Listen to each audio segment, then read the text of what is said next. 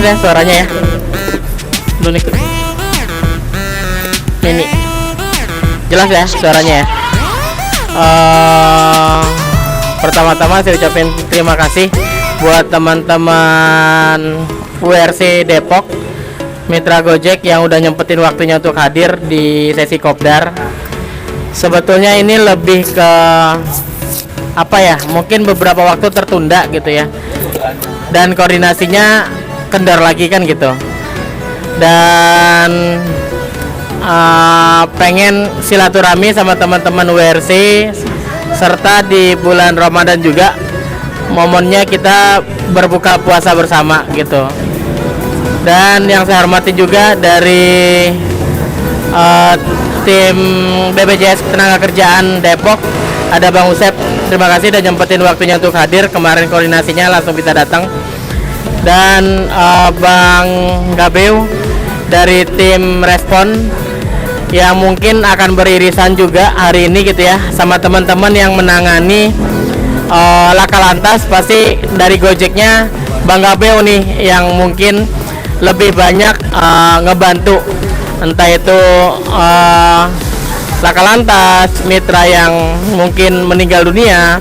Jadi timnya Bang Gabeu nih dari Gojek yang ngebantu proses dalam proses awal sampai akhir, yang berkoordinasi dengan tim Satgas juga.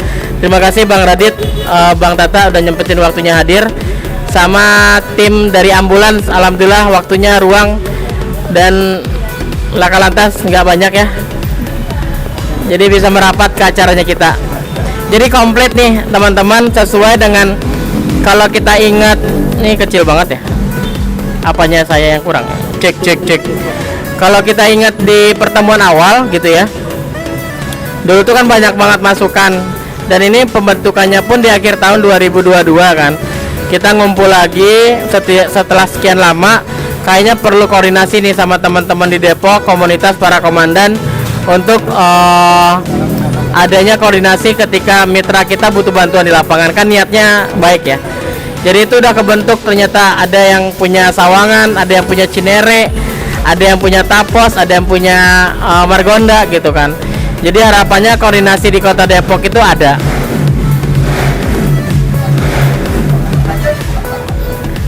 Jadi harapannya dengan sudah adanya masing-masing di Kecamatan Depok udah ada koordinatornya dari teman-teman mitra yang aktif banget di pengkondisian gitu ya.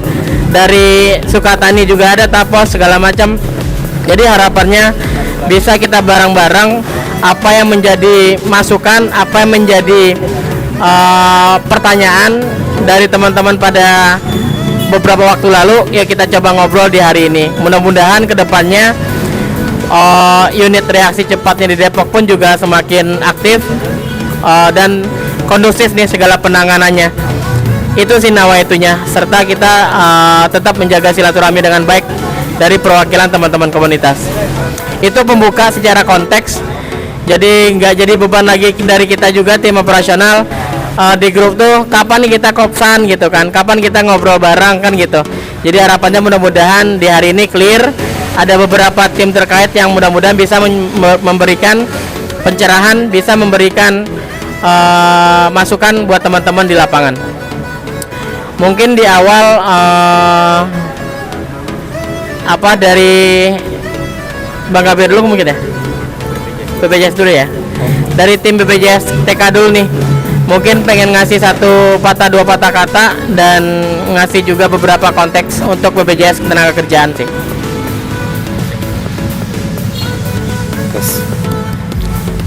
Tes. Assalamualaikum warahmatullahi wabarakatuh. Sebelumnya terima kasih Pak Taufik dan tim dari Gojek dan rekan semuanya. Izin, nama saya Usep Jayadi, saya dari BPJS Ketenagakerjaan. Punten Pak Taufik, bukan dari cabang Depok, tapi dari cabang Jakarta Mampang. Karena dulu atasan saya di kepala bidang di cabang Depok, Bapak. Makanya tadi mungkin Pak Taufik dulu koordinasinya sering dengan cabang Depok dengan Pak Yanwar. Kemarin saya dapat info dari atasan saya untuk datang ke sini untuk melakukan koordinasi atau sharing lah tentang program BPJS Ketenagakerjaan. Izin saya di sini akan menjelaskan sedikit. Nempel ya Pak, tes. Oh nempel ya. Oke. Saya sedikit akan menjelaskan Bapak-bapak semuanya tentang program BPJS Tenaga Kerjaan. Mungkin Bapak pegang semuanya di brosur. Kita di sini ada 4 program Bapak Ibu semuanya. Itu programnya jaminan kecelakaan kerja, kematian, hari tua, dan jaminan pensiun. Di mana biasanya kalau untuk mitra atau untuk rekan-rekan Gojek di sini bisa ikut di 2 program atau opsionalnya di 3 program Bapak Ibu semuanya ya. Itu bisanya jaminan hari tua, jaminan kematian, dan jaminan kecelakaan kerja. Sini saya akan sedikit menjelaskan untuk program-programnya. Di sini saya akan mungkin akan tidak menjelaskan secara panjang, tapi akan menjelaskan secara intinya manfaat yang akan didapat apabila terjadi kecelakaan di saat bekerja, seperti itu. Di sini saya akan memberitahukan untuk biaya pengangkutan apabila terjadi kecelakaan kerja di jalan raya, Bapak Ibu semuanya. Biasanya kalau kecelakaan di jalan raya kan kita butuh biaya angkut ya, atau angkutan dari tempat kejadian ke rumah sakit. Nah kalau berdasarkan dari brosur, untuk di kecelakaan melalui darat ini kita ada maksimal biaya angkutan sekitar 5 juta. Kalau untuk ke laut 2 juta, untuk udara 10 juta. Dan ini nanti bisa dilakukan reimburse Bapak Ibu semuanya. Nanti dapat kwitansi disimpan. Nanti saat melakukan proses klaim atau reimburse ke cabang, nanti tolong dilampirkan untuk biaya transportasinya. Di sini kita untuk BPJS Ketenagakerjaan untuk biaya pengobatan akibat kecelakaan kerja kita unlimited, tidak ada batasan biaya seperti itu. Dan juga kalau misalkan terjadi kecelakaan di jalan raya, Bapak Ibu pasti kan akan istirahat nih di rumah nih, tidak melakukan aktivitas untuk mencari uang ya, pasti kan di rumah. Nah di sini kita BPJS Ketenagakerjaan juga ada namanya sementara tidak mampu bekerja atau STNB. Nah, STNB ini nanti akan cair sebagai pengganti penghasilan Bapak Ibu semuanya di saat tidak bekerja lagi. Nanti prosesnya bisa klaim ke cabang di mana Bapak Ibu melakukan klaim apabila terjadi kecelakaan kerja. Dan di sini kita ada bulannya. Jadi kalau misalkan tidak bekerja selama 6 bulan pertama, kita tetap membayarkan STNB-nya sebesar 100%. Bulan pertama, bulan kedua masih 100%. Untuk bulan ketiga kita akan membayarkan 50% berdasarkan upah yang dilaporkan ke BPJS Ketenagakerjaan. Seperti itu.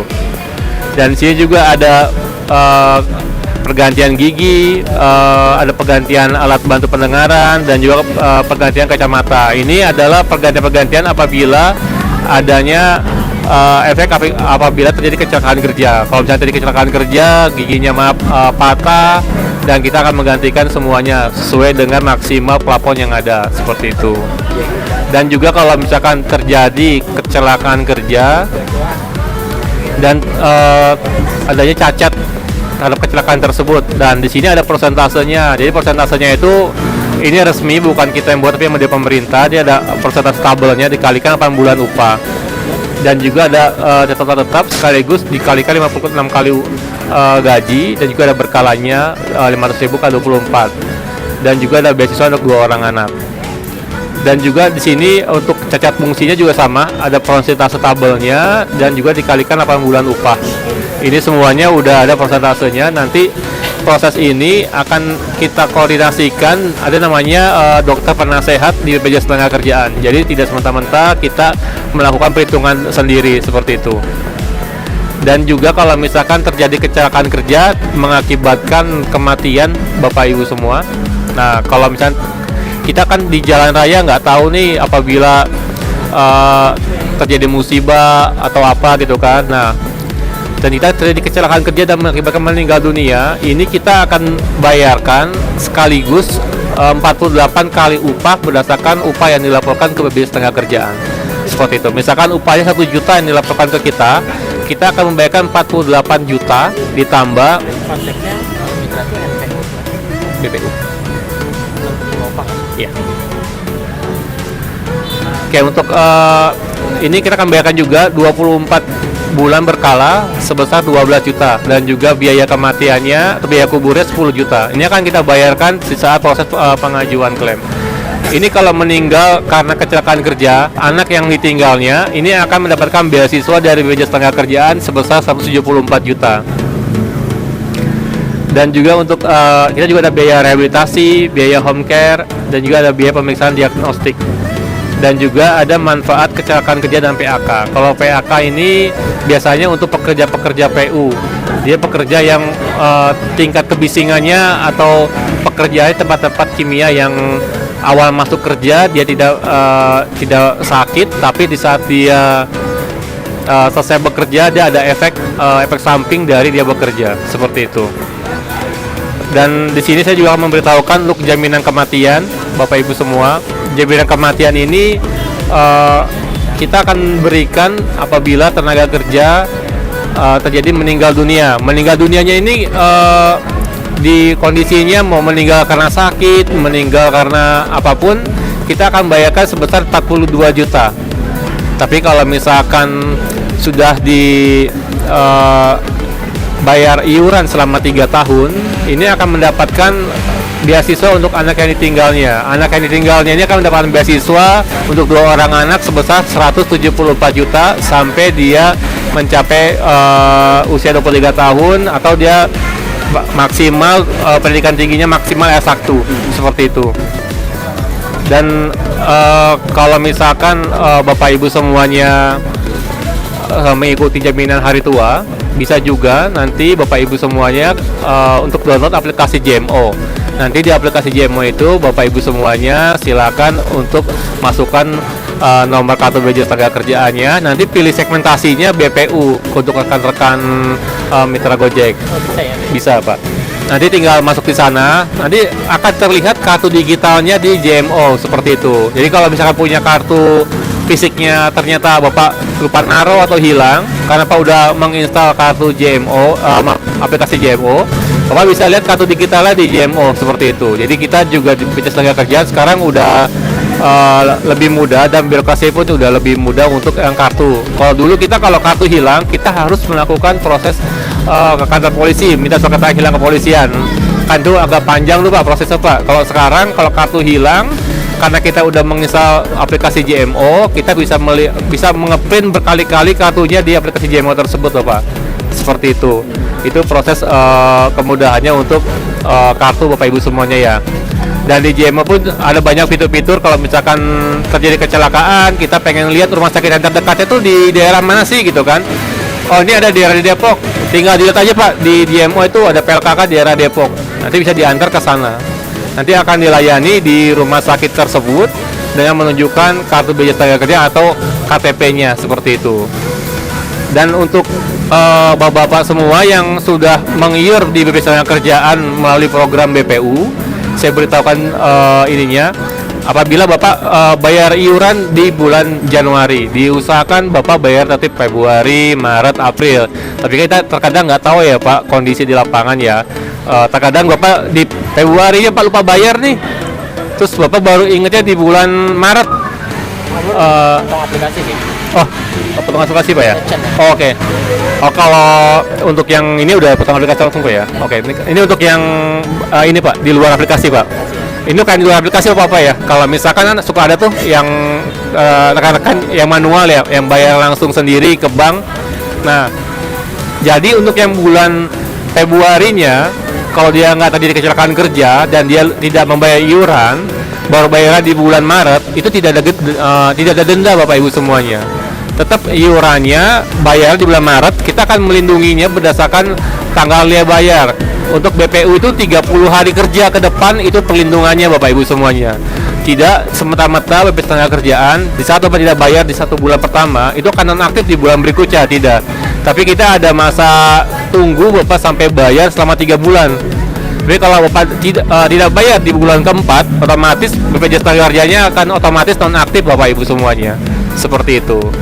Nah, ini sekilas dari saya untuk informasi BPJS Tenagakerjaannya. Kalau saya cerita panjang lebar takutnya lama ya Pak. Saudara mau buka puasa ya. Nah, kalau sampai di sini kira-kira ada yang mau bertanya atau kita diskusi Bapak Ibu semuanya biar lebih enak seperti itu. Terima kasih Bapak Ibu semuanya. Assalamualaikum warahmatullahi wabarakatuh.